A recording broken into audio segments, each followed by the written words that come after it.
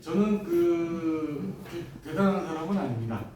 제가 현직에서 지금 장례 지도사, 예전에는 염사라고 했죠, 장의사. 네. 그 업을 지금 30년 가까이 지금 하고 있고요. 그 진행을 하면서 제가 느낀 거와 그리고 지금 우리 사회에 변화하면서 장례 문화도 많이 바뀌고 있습니다. 그 바뀌는 문화 중에 우리가 기독교인으로서 지금 우리의 책이 오래간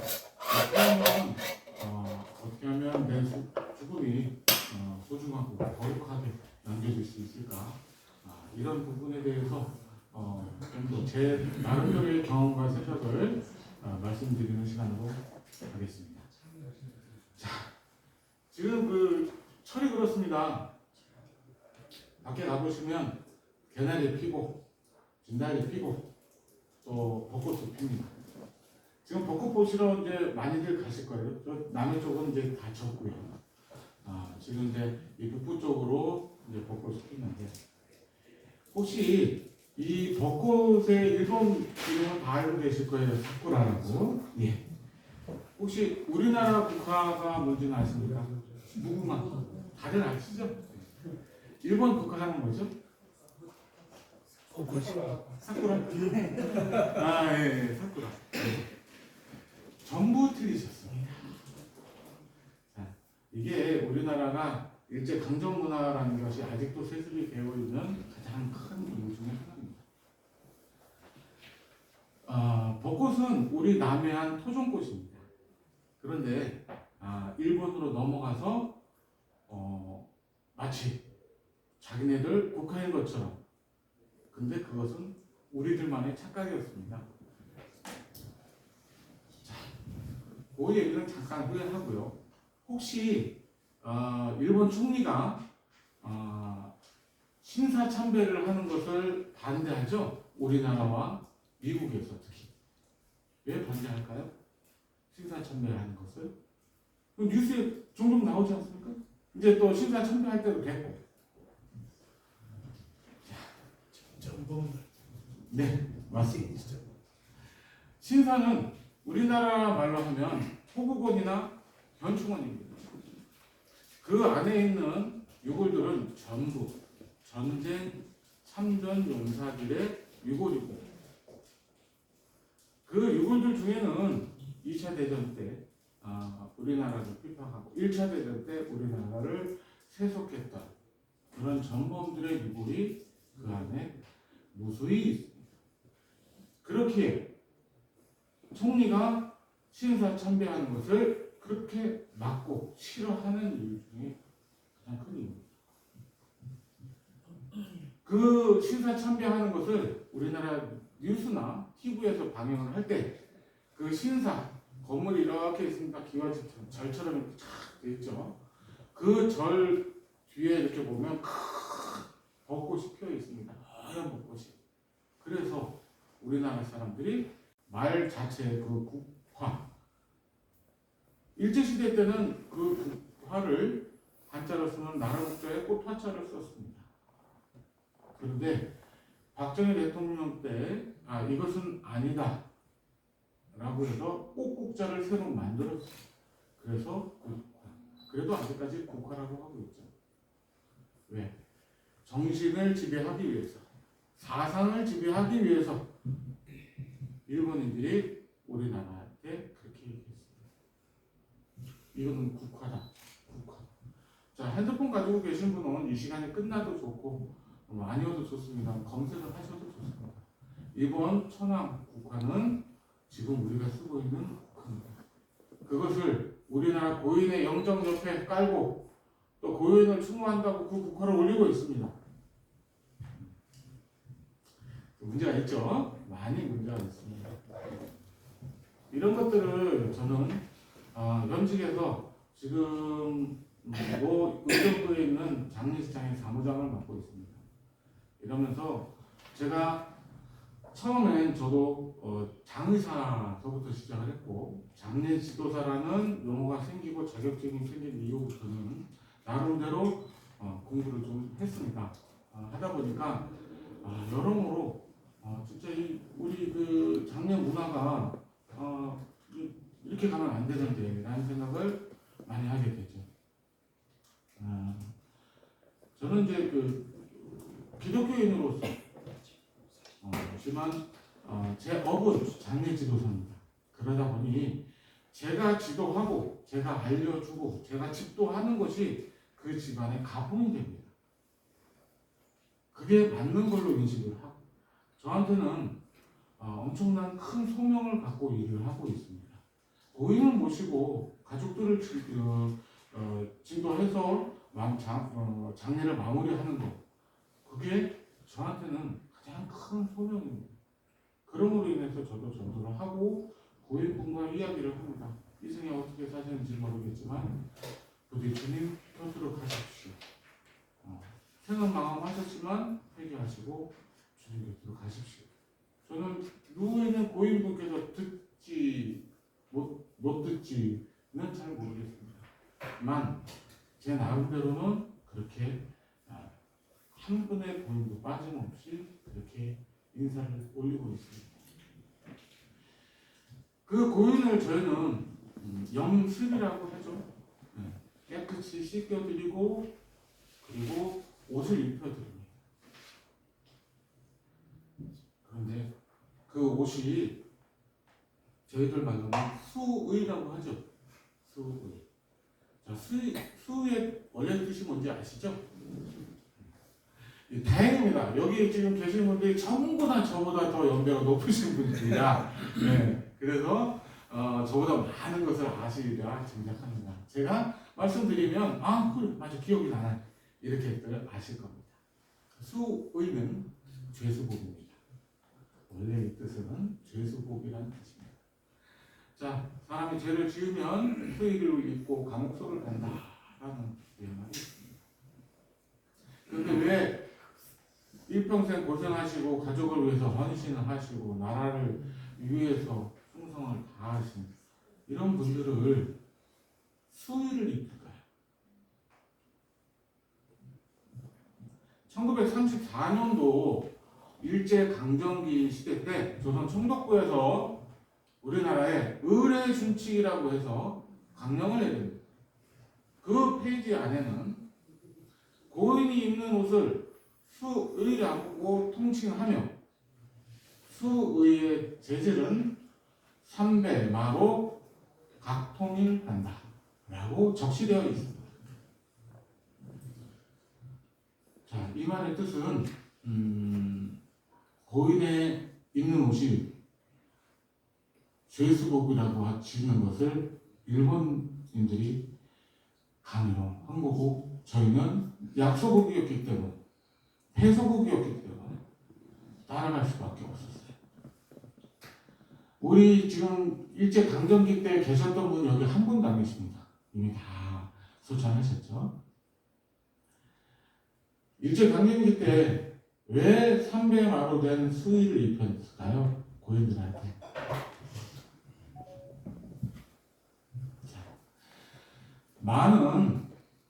감사합니다. 많은 시골에서 소화제 또는 진통제로 많이 통용이 됐습니다. 그것 또한 일제시대 이후 얘기입니다. 많은 우리가 문익점이 부통에다가 모카시를 우리나라에 목숨을 걸고 반입을 하기 이전에 입었던 것이 삼배마입니다.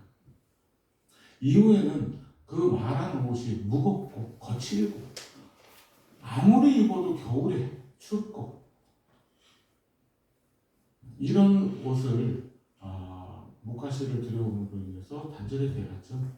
그래서 그 이후에는 말을 어디다 썼을까요? 마포자루, 마대자루 들어보셨죠? 말은 항균 효과가 있습니다. 항균 효과가 있어서 전 세계에서 말을 고인한테 입힌 나라는 우리나라와 딱 한 나라가 더 있습니다. 어딜까? 이집트입니다. 이집트는 엠바밍이라고 해서 고인이 운명을 하면 시신을 보존하기 위해서 내부 장비를 격추를 합니다. 그래서 요만한 항아리를 옆에다 놔두죠. 그 안에다 접수를 해놓고 염장을 합니다. 그리고 그 안에는 마로 다 쌉니다. 그리고 미라를 예전에 미라 영화나 이런 거 보면 이 붕대도 칭칭칭칭 감아놨죠. 그게 맙니다. 그게 맙니다. 그래서 이집트라는 나라는 건조한 나라이기 때문에 말라버리죠. 그 대신 곰팡이나 부패를 방지하기 위해서 마로 쌓는 겁니다. 즉 우리나라와 이집트를 제외한 그 어떠한 나라에서도 말을 고인이 입는 옷으로 활용하지는 않습니다. 이 3대 말을 일본인들이 왜 고인한테 입히라고 했느냐? 말은 악마 만자예요. 또 어떻게 보면 대마초 아시죠? 마에 입힙니다. 마에 세 손으로 피고 그 말을 동네마다 다 키우게 했어요. 일본인들이. 왜? 여기서 누가 죽으면 이거 배 짜서 입혀야지. 그리고 너네 진통제로도 쓰고 약으로도 써. 그런데 그 이면에는 우리나라의 정신, 말을 대마초를 피게끔 해서 묵인하고 피게끔 하고 해서 사람을 정신력을 흐트러뜨리는 겁니다. 그러면 일단 생활력이 떨어집니다. 경제력이 떨어져요. 돈 내고 밥 내고 하는 인력이 없어져요. 그것만 피고 있으니까. 그리고 가정이 피폐해집니다. 이런 걸 노리는 거예요. 민족성. 제가 이렇게 말씀드리는 게 생소하신 분들도 계실 거예요. 그런데 지금은 이제 그 말이 쑥 들어갔지만 한 10년 전에 이런 이슈가 몇 달에 걸쳐서 매스컴에서 많이 알려졌어요. 뭐냐? 우리나라 전기를 막기 위해서 곳곳에다 말뚝을 박아서 일본인들이 말뚝을 박아서 산에다가 전기를 막는다. 쇠말뚝을 박았어요.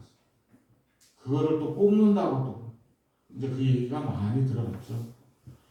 그렇듯이 우리가 상상할 수 없는 참 유치한 짓을 많이 했습니다. 일본인들이. 그 유치한 거리 중에 하나가 이 삼대입니다. 일제시대를 거치기 이전에 그 이전에 즉 지금으로부터 150년 이전에 그 조선시대에는 관직도 돈으로 사고 팔고 했습니다.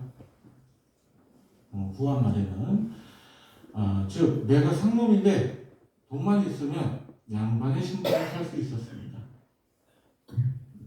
근데 그 이전에는 그렇지 못했죠. 옛말에 이런 말이 있습니다. 내가 오래 살려면 수의를 미리 만들어 놔야 된다 라는 말이 있습니다. 수의를 미리 만들어 놓으면 오래 산다. 들어보셨을 거예요. 그 말은 진짜입니다. 왜?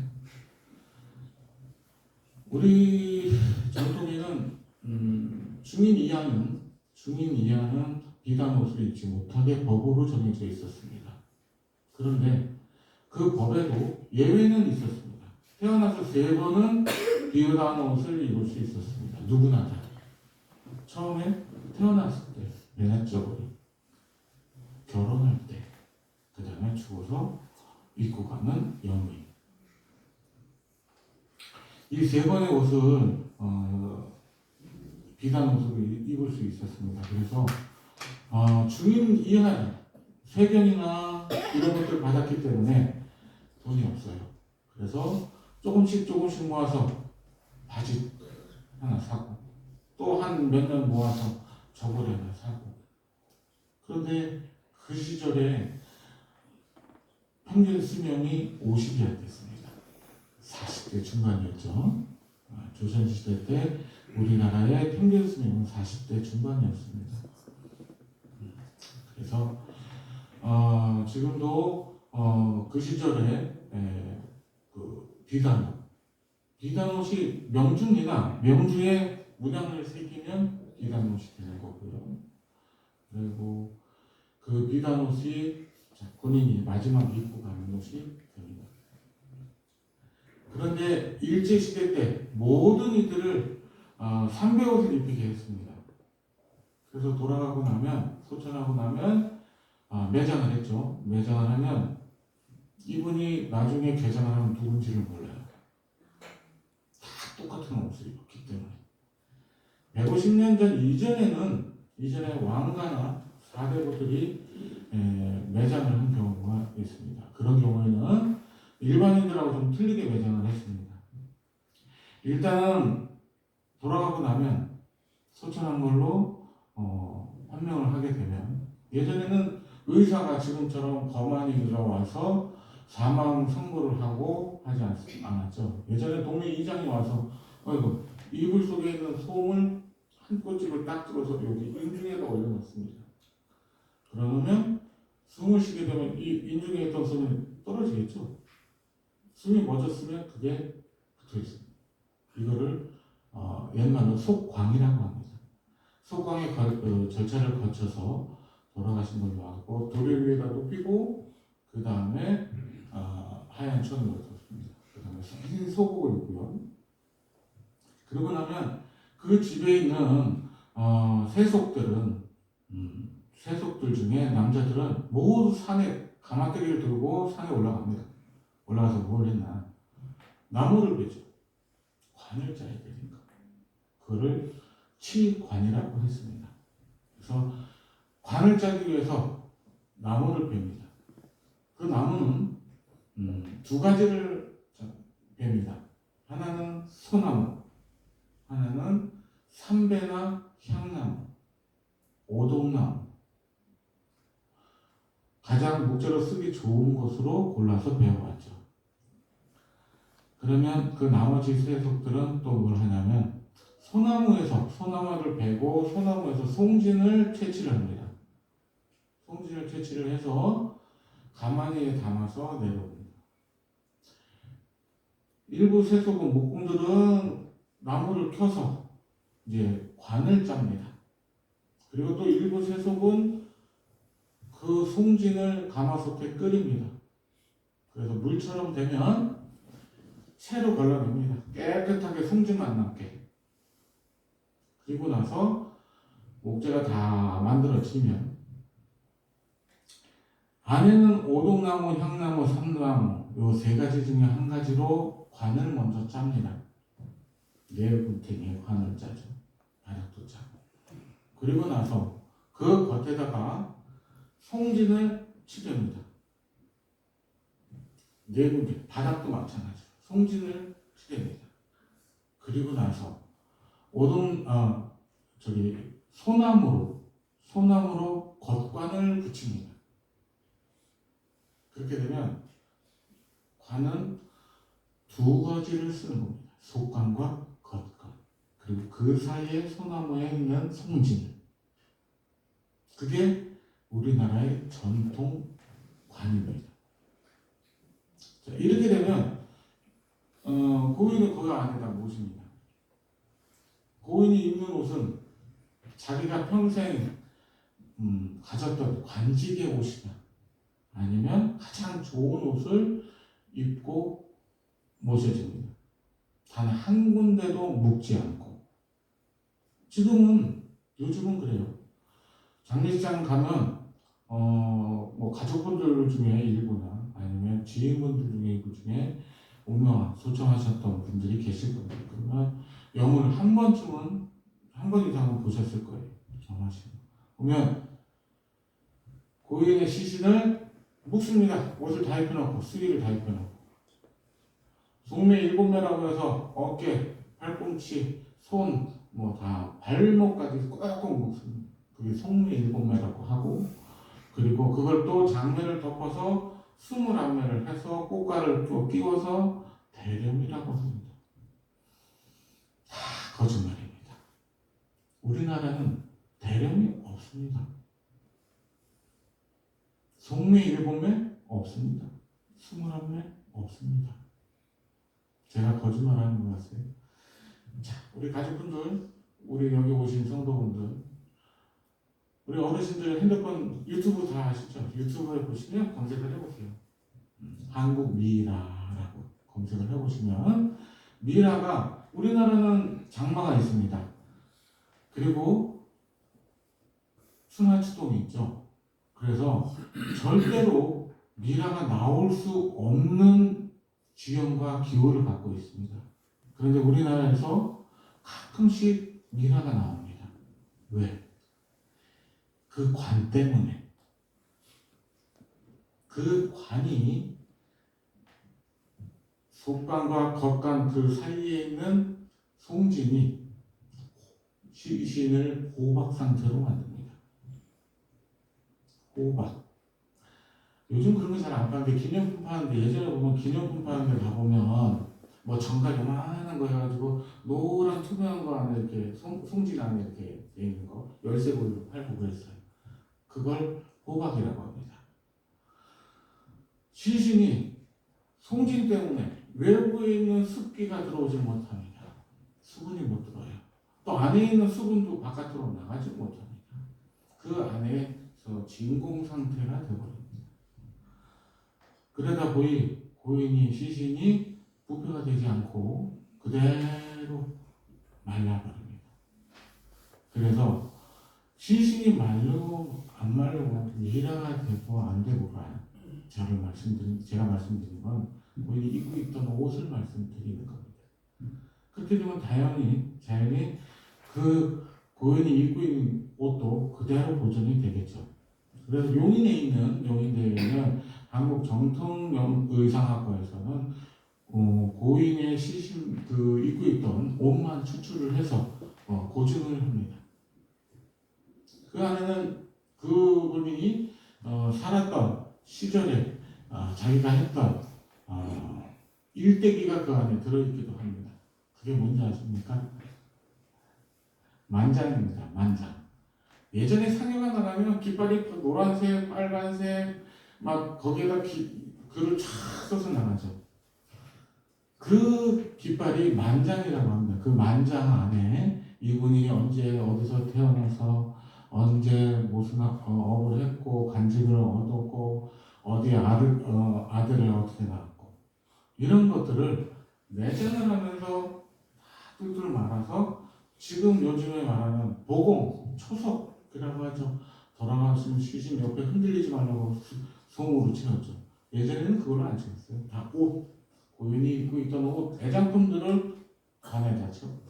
그래서 그 옷을 보고 그 미라에서 나온 분이 누군지를 정확하게 알아냅니다.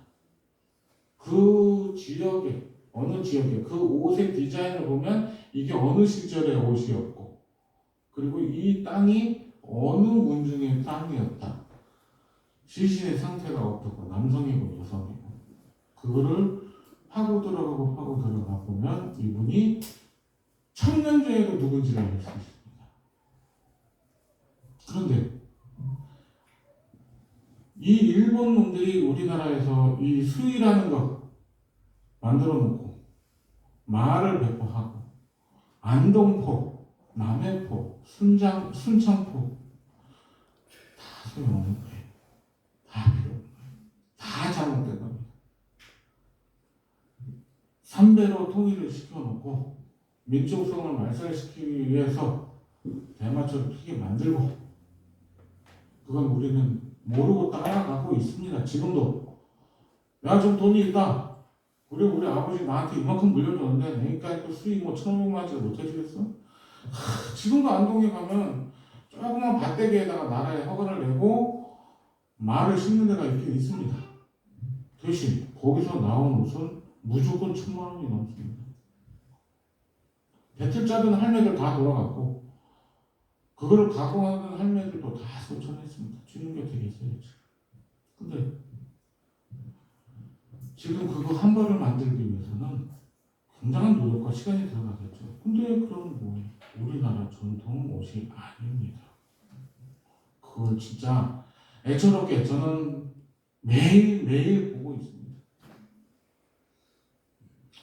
죄수복을 입고 죄수복이라는 통칭을 쓰면서 그리고 우리 참 돌아가신 분을 애처롭게 생각하는 우리 자제분들, 상주들 이렇게 보면 입관이 끝나면 완장을 이렇게 찹니다. 남자 여우 해가지고 아버님이 돌아가면 좌측에다가 완장을 차고 어머님이 돌아가면 우측에다가 완장을 찹니다. 머리핀도 그렇고. 근데 완장과 머리핀이 과연 우리나라의 전통 상장일까요? 상장이라고 하는 것은 장례에 필요한 요구들을 전부 통칭해서 말하는 것이 상장입니다. 전통 상장일까요? 일제시대 때 우리 항일운동을 하시던 어르신들이, 애국하시던 분들이 만주와 우리나라를 오고 가면서 물자와 그 다음에 자금을 나누셨어요. 항일운동도 하셨고, 그때 낮에 다니면 순사와 이들한테 걸려드니까 밤에만 다녔어요. 근데 요즘 밤에 산에 가잖아요. 산에 이렇게 가면 이렇게 시내 보면 가로등도 켜져 있고 우리 교회 성지에 십자가 불빛도 보이고 많이 있습니다. 불빛이. 근데 그 옛날에는 일제시대 때 동네에 불이 켜져 있는 집이 있을까요? 편의점 없죠. 그때 당연히 편의점도 없고 유일하게 불이 켜져 있는 집은 상가집이었습니다. 유일하게 대문 앞에 조등이 걸려 있고 그 다음에 천막 위에 등을 달아서 밤새고 놀고 떠들고 술 먹고 했습니다. 우리나라 미평양족에는 연애 때나 잔치 때는 지나가는 거지가 있으면 재수없다고 쫓아냈어요. 저가 재수없어. 근데 상을 치를 때는 저기 지나가는 행여자도 누워. 그래서 요란한 반상에다가 밥도 주고 그랬어요. 일부러. 왜? 소천하신 분이 덕을 쌓아준다라고 믿고 있었기 때문에. 그랬던 사람들이 나 항해운동을 하는 사람인데 먹을 거가 없어. 먹을 것 좀 주시오. 오늘 하루 종일 굶었어. 그러면 상가집에서 들어와서 먹고 가시오. 아니 싸갖고 가시오. 막 바리바리 참 융숭한 대우를 해줍니다. 감사합니다. 그걸 일본 순사들이 알았어요.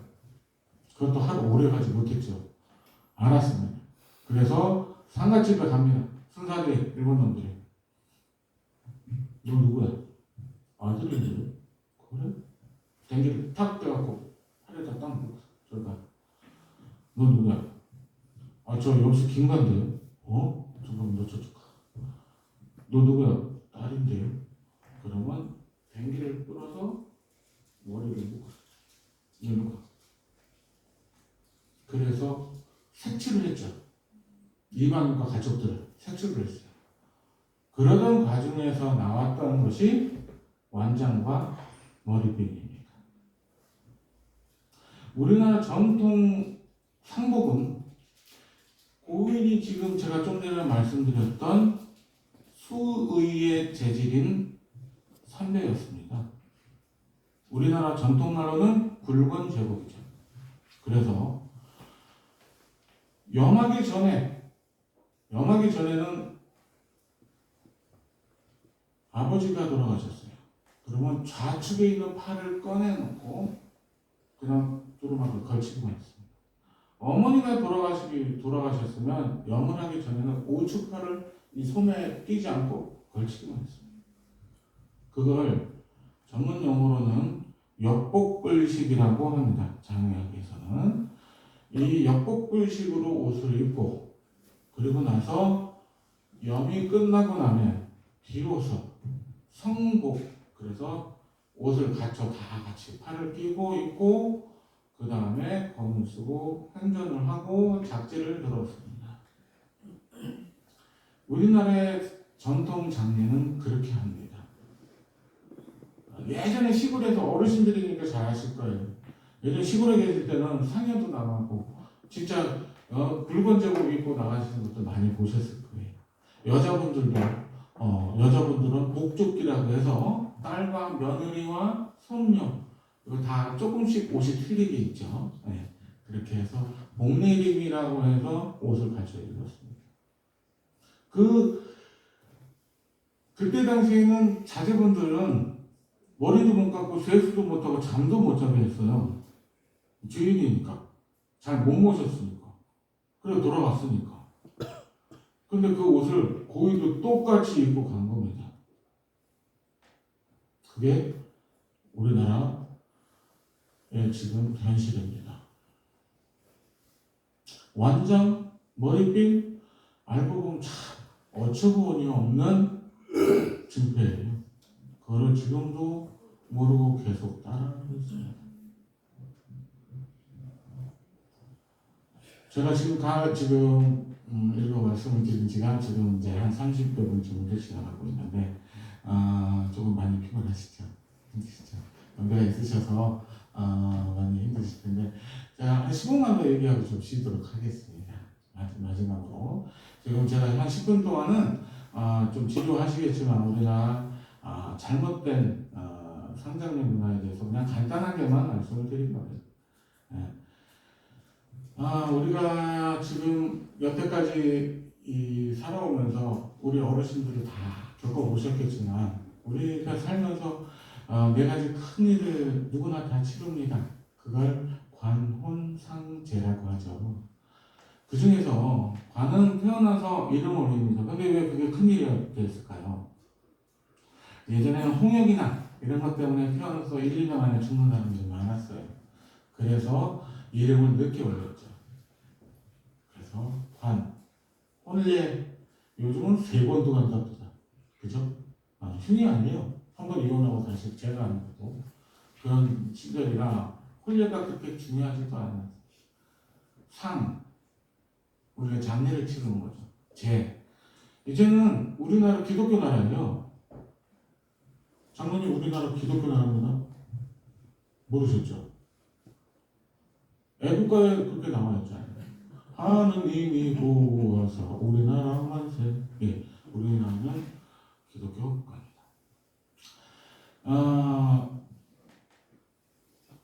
제사는 이제 많이 퇴화됐습니다. 제가 장례식장을 운영을 하면서 이제 제사를 지내는 가족이 절반도 안 돼요. 절반도 안 돼요. 그것도 그나마도 한 20% 정도는 절반 정도는 약식으로 합니다. 약식으로. 지금 어머님들도 예전에 젊으셨을 때 집안에 제사 지내고 차례 올리고 할 때 그 상차리를 한다고 그렇게 고생들 많이 하셨을 거예요. 요즘 누가 그거 하라고 합니까? 그거 안 하죠. 아무도 안 합니다. 제가 그래도 돈만 있으면 다 해줍니다. 업체 불러드립니다. 근데 그렇게라도 하는 데가 있으면 다행인데 그렇게도 안 합니다. 그래서 제사의 의미는 이제 퇴화됐습니다. 그래서 남아있는 것은 이 장례입니다. 이 장례를 시부름으로 인해서 어떠한 방식으로 또 어떻게 진심과 자기의 모든 혼신을 다해서 치르냐에 따라서 우리가 보여주는 것으로 인해서 전도가 되는 겁니다. 이제는 목사님, 장로님 오셔서 예배 올려주시고 위로 예배 오시고 입관 예배 와주시고 발인하기 전에 와서 발인 예배 받고 화장장 가서 예배 오시고 일반인들은 그런 것을 왜 저러지? 왜들 저러지? 라고 봅니다. 짜증나. 나 여기 한 30분을 서 있었네. 왜 그렇게 뭐라고 하나? 참. 실제로 지금 현재 그렇습니다. 그런데 그것을 우리 여러분들이 지금 다 어르신들이시지만 여기 계시지 않는 분들도 마찬가지입니다. 우리 기독교인들 모두 저는 솔직히 이런 말씀 드리면 제가 혼날 수도 있습니다. 하지만 할 소리는 해야겠습니다. 반성해야 됩니다. 그네들한테 힘들지? 힘들어. 뭐든 다 힘들어. 내 아버지, 어머니, 보필하다 이렇게 보내드리는 것도 힘들고 또 내가 보지도 못했던 우리 저 하늘에 계신 하나님을 모시는 것도 힘들어. 근데 너 30분을 그거 서 있다고 힘들다 그러니? 우리 하나님은 너 또한 이쁘게 봐주실 거야. 응? 너 또한 여기 와서 우리 아버지를 위해서, 우리 어머님을 위해서 기도해 주시고, 목사님이 찬양을 해 주시는 것을 너는 듣고 보고 있잖아. 그 자체로 너는 복음을 받는 거야. 이런 말들을 한 발짝 다가서서 그네들에게, 고마운 그네들에게 얘기하고 다독여주고 성령의 말 한 기절을 전달해 줌으로 인해서 한 발짝, 그가 당장은 전도가 되지 않는다 하더라도 그 마음에 씨를 심어준다고 저는 봅니다. 그것을 우리는 해가야 합니다. 이런 말이 있습니다. 작년은 집안의 한 어르신을 마지막으로 보내드리는 그런 엄중하고 엄숙한 예입니다. 근데 또 한편에서는 그동안 원언했던 가족들이 다시 모여서, 전원이 다시 모여서 다시 화합을 이루는 자리이기도 하다라는 말이 있습니다. 저는 거기에다가 하나를 더 하고 싶네요. 우리 기독교인이면 기독교장으로 치르게 되면 문상 오신 분들, 지인분들 중에 기독교인이 아니신 분도 있어요. 주님의 은총을 아직 모르고 계신 분이 계세요. 그런 분들한테 그 자리에서 한 발짝 더 다가설 수 있게끔 우리 성지의 교회에 한 발짝 더 다가설 수 있는 씨앗을 심어주는 말 한마디 정도씩은 합시다는 거죠. 제가 처음 기절에 시작하면서 그랬습니다. 저는 고인한테, 돌아가셔서 누워있는 고인한테, 그 고인은 아무것도 모릅니다. 심지어는 제가 어깨를 빠뜨려도 잘 모르고, 제가 머리 이렇게 하다가 머리를 퉁 찍어도 아닙니다. 그래도 저는 그분한테 합니다. 내 어르신 어떻게 살다 가시는가는 몰라도 가실 때는 회개하고 주님 곁으로 가셨으면 합니다. 그동안 고생 많이 하셨습니다. 부디 주님의 길로 가시기를 바라겠습니다. 제가 한 분도 빠짐없이 그렇게 한다라고 말씀을 처음부터 드리고 지금 이 강의를 시작을 했고, 지금 이제 일부 강의를 마치기 직전인데요. 제가 전통, 잘못된 상식도 좋지만 우리가 장례를 치르면서 내가 정말 아끼는 지인이야, 내가 정말 친한 친구야, 내가 사촌 이 형 내가 정말 좋아해. 좋아하면 전도하십시오. 그 자리에 빌어서 우리 목사님 와서 예배 보시고, 우리 이제 성도분들 와서 기쁜 마음으로 찬양을 해주시고 예배 보시는 거, 그렇게 나쁘게 보지 마라. 이게 얼마나 축복이고 얼마나 소중한 일인데, 내 아버지를 위해서, 내 엄마를 위해서 이분들이 이렇게 고중한 시간을 내주시고, 목사님이 저렇게 열렬히 말씀해 주시고, 참 감사하고 감사한 일이다. 너도 그 감사함을 한번 느껴보지 않겠니? 자, 50분까지 한 10분 정도 쉬도록 하겠습니다. 잠도 좀 빼시고요. 네, 감사합니다. 현대 장례에 대해서 조금 말씀드리도록 하겠습니다. 제가 요즘 장례를 치르면서 세상이 너무 많이 바뀌고 있구나라는 생각을 해요. 그 중에 가장 큰 이유는 무용고, 독거노인, 지금 어르신들도 많이 계십니다. 다들 어르신들이지만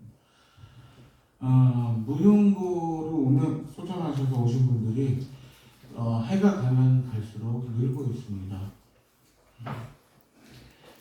그 중에는 진짜 혼자서 독거노인으로 혼자 계시다가 소천하신 지 뭐 며칠이면 다행인데 몇 달에 걸쳐서 진행이 된 후에 오시는 분이 또 계세요. 참 너무나도 안쓰럽죠. 근데 또 한쪽에서는 가족이 있어요. 근데 무용고자예요. 왜냐? 재가를 하셨는데 혼인신고를 안 해. 근데 돌아가신 분은 자식이 없어. 그냥 부인하고 사실혼 관계로 사시는 거죠. 그리고 부인은 그분하고 사이에 자식을 놓지 않았어요. 그리고 20년을 사셨어요. 운명하셨어요. 독거 무용고자가 되는 거예요. 참 안쓰럽죠. 그러면 시청에서는 법으로 어쩔 수가 없습니다. 저희는 시청에다가 의뢰를 합니다. 의뢰를 해서 이분이 사실혼 관계의 가족이 있는데 장례비용 좀 치르게 해주자. 시청 공무원들은 여기 공무원 출신 분도 계실 수 있어요. 공무원은 안 됩니다. 법으로 정해져 있어서 일단 그분의 인적사항을 전부 추적을 합니다. 15일 정도 걸려요. 그리고 나서 가족들이 장례를 이제 치를 수 있게끔 해줍니다. 그렇게 된다 하더라도 장례가 끝나고 나면 그분의 명의로 된 모든 부동산과 재산은 국고로 환수됩니다. 참 안타까운 거죠. 그래서 제가 왜 이런 말씀을 드리냐면 모르고 그러고 계시는 분들도 많아요. 저희한테 와서 저한테 그래요. 이거 누가 알려주는 사람이 없어서 나 20년 동안 이 양반하고 놀고 살았는데 나 어디를 죽었니? 나 아파트 어떡하지? 못 건져. 그냥 국고로 할 수가 있어요. 또 그 중에 무용고로 운명하신 분들은 독거인들 혼자 계시다가 근력이 떨어져서 예를 들어서 저희 모친도 그랬어요. 저희 모친도 혼자 계시다가 바로 혼자 계신대요. 근데 건강하셨거든요. 정말 건강하셨는데 어느 날 갑자기 운명하셨어요. 소천하셨어요. 댁에서 집에서 화장실에 들어가셔서 핸드폰을 갖고 들어가셔야 되는데 안 갖고 들어가신 거예요. 근데 대변을 보시는데 대혈관이 터져서 과다출혈로 그대로 옆으로 누웠어요. 제가 어머니를 수습했습니다. 여름이었고 4월 4일 정도 지났어요. 참 참혹했습니다. 얼마나 많이 울었는지 모르고 한때는 시험에 들기도 했습니다. 그런데 그런 분들이 그런 안타까운 죽음이 많아요. 그 죽음을 막을 수 있는 게 저는 신앙이라고 봅니다. 그 죽음을 막을 수 있는 유일한 힘은 신앙이라고 봅니다. 자식도 아닙니다. 안 쳐다보는 건 자식이 아니에요. 한 달, 두 달, 뭐 1년, 2년, 뭐 20년 허다하게 많습니다. 제가 무수하게 많이 겪고 있습니다. 가까이 없는 사람은 남이에요. 뭐 어떻소? 가까이 있는 것은 주님이에요. 신앙이라고. 각 교구장들 모임을 하고 활동을 부지런히 하고 들여다 봐주고 챙겨주고 여유가 되면 챙기고 그게 그렇게 어렵다고는 생각하지 않습니다. 여기 지금 계신 분들의 대부분은 은퇴하셨어요. 십시일반 돌아가서 오늘은 이 집에 가서 김영감 집에 와서 예배고 오늘은 제가 박 집사님 집에서 예배를 한번 보고 기도를 한번 하고 그 집 앞에 나무가 벚꽃이 참 잘 폈는데 그 집 앞에서 조찬도 하고 하다못해 300원짜리 자판기 커피라도 한 잔씩 하고 정말 많이 하고 있습니다. 그리고 저희가 진행을 하다 보면 참 예상치 않게 참 우스운 일도 많이 있습니다. 제가 약 한 200명 이상은 제가 후배를 양성을 했는데요. 제가 잊지 못하는 후배가 하나 있었습니다. 그 친구가 잘나서도 아니고요. 한 10년 전쯤 얘기인데요. 교육을 받고 이제 현장에 투입이 되기 바로 직전이었어요. 말이 없어요, 친구는. 근데 말을 잘해야 되거든요, 우리는. 말을 못해요. 너 장래의 희망이 뭐냐? 저는 그럴 줄 알았어요. 장래 지도사요. 뭐라고 할 줄 알았어요. 그랬더니 이 친구 하는 말만 기초생활수급자요. 장래의 희망이 기초생활수급자다. 주여. 야, 왜 그러는데? 너 사회 그만이냐? 그랬더니 아니라는 거예요. 나는 그 친구가 그때 30대 중반이었습니다. 저는 열심히 벌 겁니다. 열심히 벌어서 모아줄 겁니다. 그리고 저는 무소득자로 해서 집도 저희도 없는 기초생활수급자로 만들 거예요. 그러니까 왜? 지금도 기초생활수급자 되면 집 주죠, 쌀 주죠, 응? 병원 가도 100원만 내면 병원비 100원만 내면 약 타 먹죠, 응? 병원비 무료죠, 응? 도움도 줘, 응? 겨울철 되면 김장도 줘요. 제가 33인데요. 앞으로 30년 후에는 우리나라 복지가 더 좋아질지 나빠지겠어요? 저는 그때를 위해서 계획을 짠 겁니다. 참 기가 막힌 놈이더라고요. 좀 말문이 막히더라고요. 그래서 너는 예금도 안 되고 보험도 안 돼. 그러면 어떡하려고? 예금 보험 다 필요 없습니다. 우리나라 망정돼. 무슨 뭐 연금 부어봤자 얼마나 나오겠어요.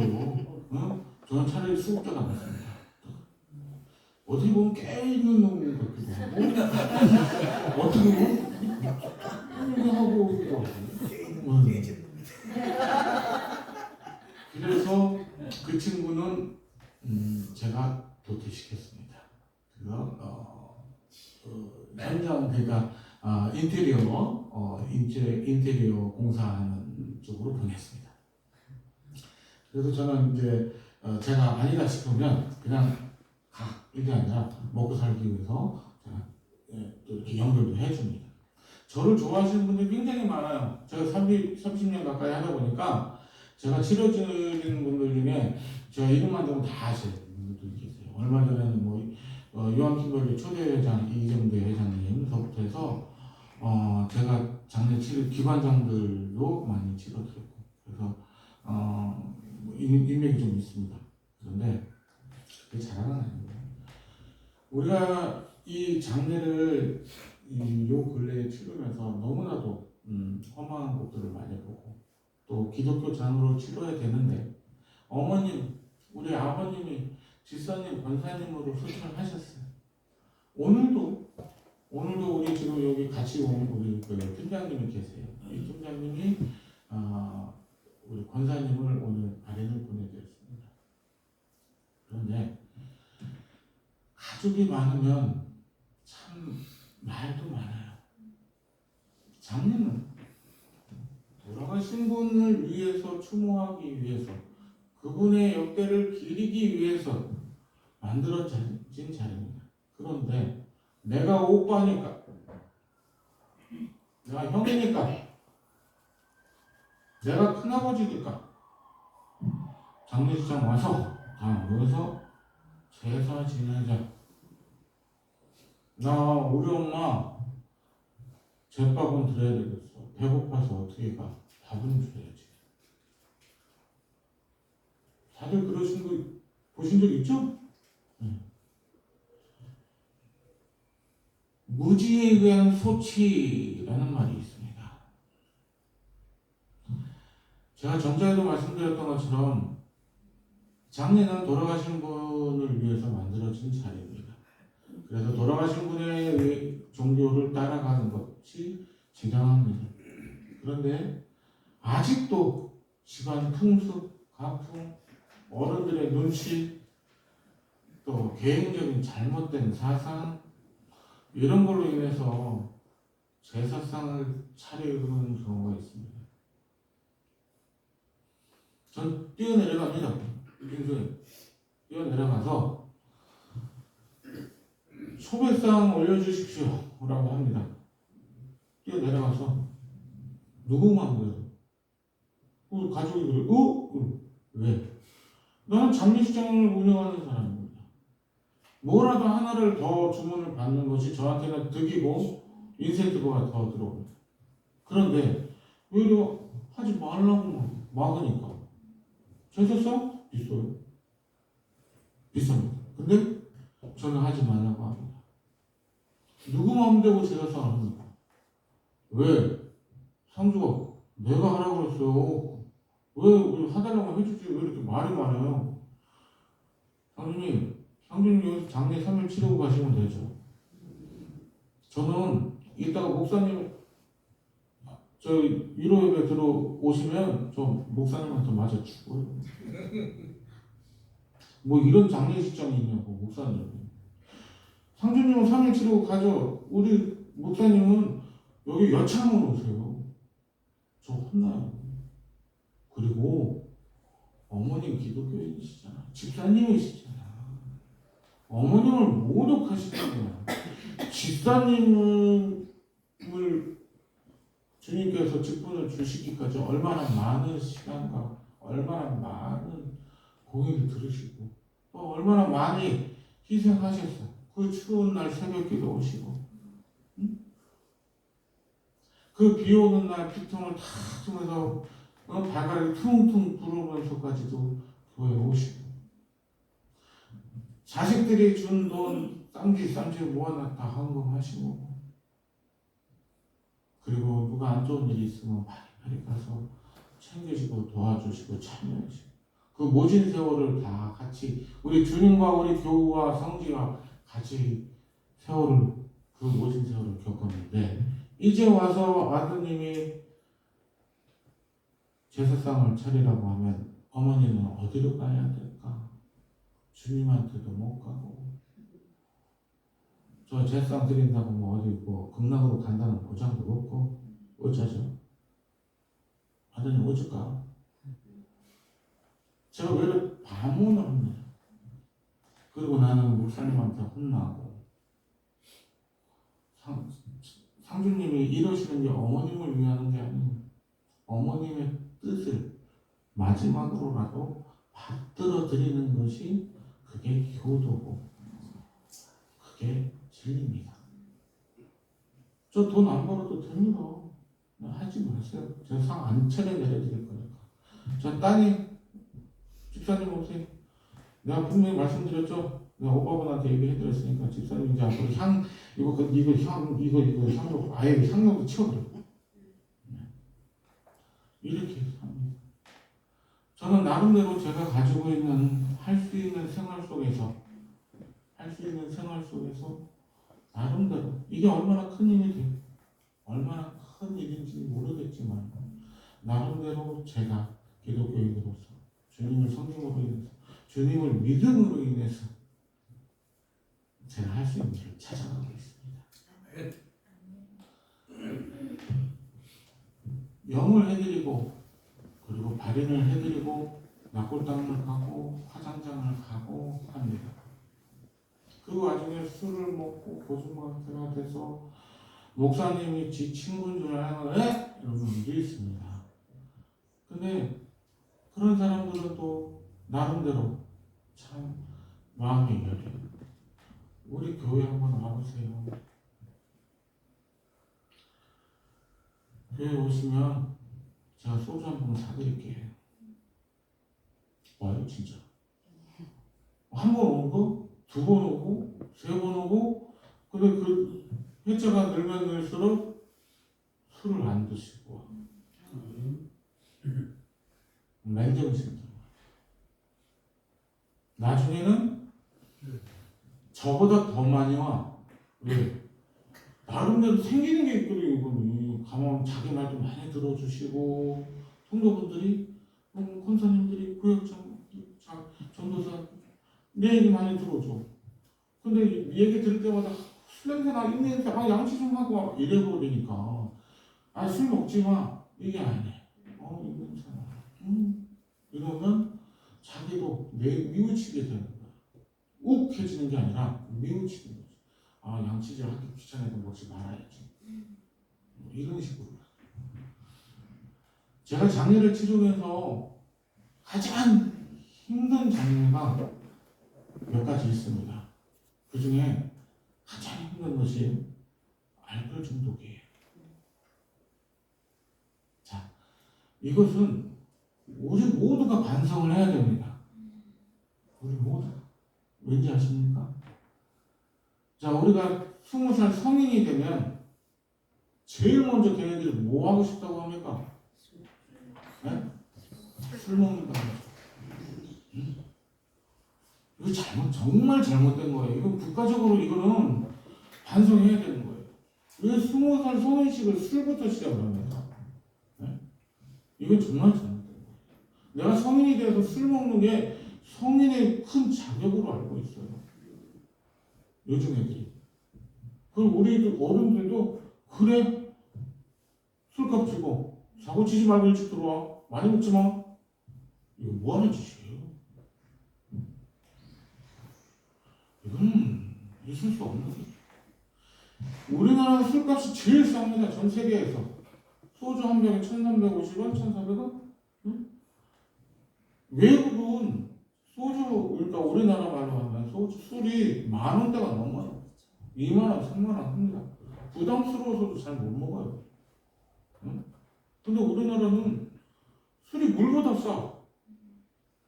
응? 술이 물보다 싸요. 동해 김선들이 참 대단한 사람이에요.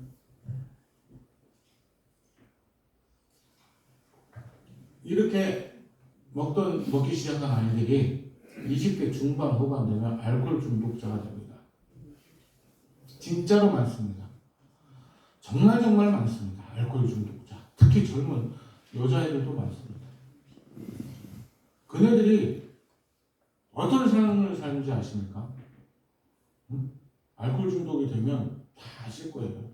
주변에도 뭐 동네에서 시골에서도 그런 분들 많이 보셨을 테니까. 일단은 경제력이 상실합니다. 그 다음에 성격 파탄이 옵니다. 그리고 가정이 깨집니다. 마지막으로. 장례를 제가 진행을 하죠. 나름대로 재미가 없어. 뭐 고인에 대한 애착이 없어요. 그냥 빨리 3일이 지났으면 해. 염을 할 때도 이러고 있어요. 그 알코올 중독으로 운명하고 배가 이렇게 부르고 황달이 와서 노랗고 이래갖고 운명에 온 시신은 해가 가면 갈수록 많이 늘어나고 있습니다. 나이도 젊어지고 있습니다. 20대도 있었습니다. 이 술이 우리나라의 민족성을 흐트러뜨리는 것 중에 가장 지금 현대화에서는 가장 큰 문제입니다. 일제시대 때 삼배를 심어서 우리 민족성을 말살하고 지금의 알코올 중독자처럼 약물 중독자를 만드는 거예요. 근데 지금은 우리나라가 자체가 그거를 방관을 하고 있어요. 네? 방관을 하고 있다. 근데 제가 아까 그랬죠. 장로님한테 우리나라는 기독교 나라라. 말리셔야 합니다. 이제는. 네? 이제는 성인이 된다고 해서 술로 증명하는 게 아니라 교회에 나와서 이제 어떻게 살겠다 목사님 전도사 분들한테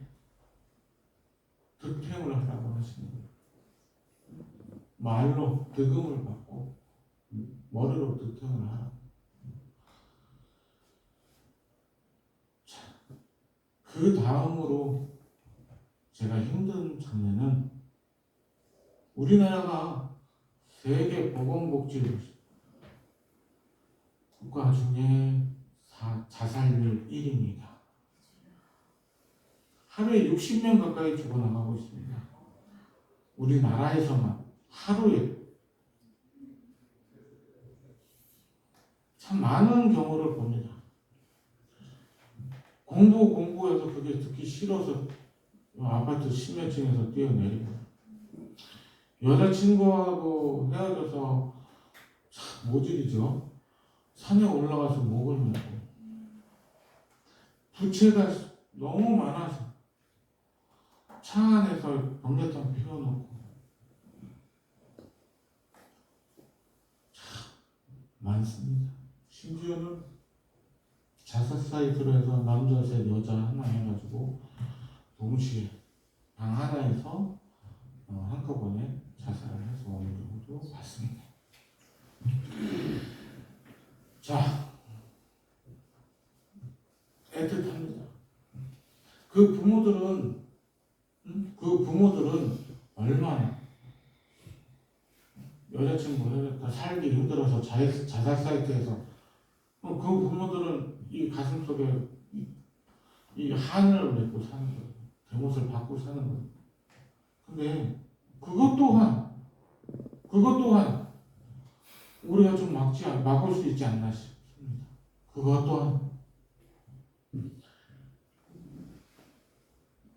그렇게 가시면 자기 스스로 그렇게 10대 악 중에 하나를 저질러 가면서까지 가는 친구들 중에 많은 수가 기독교인들도 있어요.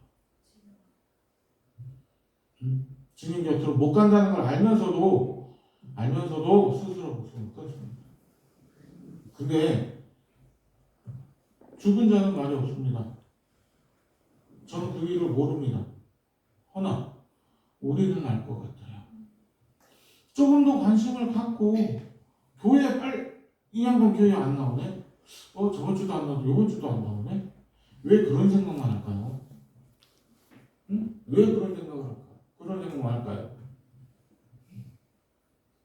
오면 손부터 잡아주고 얼굴 담배도 좀 보고 아이고 요즘 뭐 맛있는 거 좋은 거 드세요? 그래서 좋아졌어. 요즘 뭐 고민 없니? 남자친구 생겼어? 뭐 이런 식으로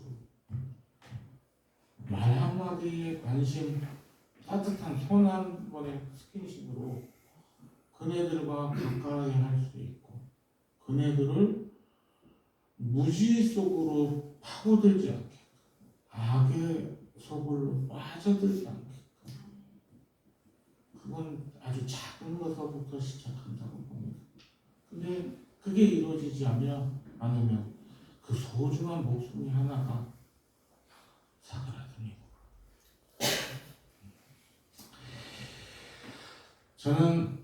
저희가 지금 앞으로 진행하고 있는 웰다잉 그리고 기독교인으로서 모든 통합적인 장례 문화를 바꿔나가서 고유의 기독교 문화를 전파함으로 인해서 모든 이들이 같은 하나님 안에서 같이 대우를 받고 갈 수 있게끔 하나의 소셜미디어를 만들어서 우리가 시행을 함으로 인해서 남들에게 보여줌으로 인해서 좀 더 편하게 또 다가설 수 있는 자리를 만들어주고 또 인식 또한 이네들이 진짜 잘못된 걸 바꿔나가고 있구나. 기독교인 하느님은 외국인인가? 외국인인데 어떻게 우리 한국 사람들 전통 문화를 해줄까? 우리는 이제 우리들만의 정상적인 장례를 운영을 해가야만 합니다. 그러므로 인해서 주님의 말씀을 전하고 또 우리 소천하시고 주님의 자식으로 소천하신 그 마지막에 육신 또한 고결하게 보내드려야 합니다. 저희는 그 목적을 달성할 때까지 우리 목사님과 장로님 이하의 모든 분들과 조금이나마 더 열심히 노력해 보도록 하겠습니다. 자, 장시간 동안 들어주셔서 감사합니다.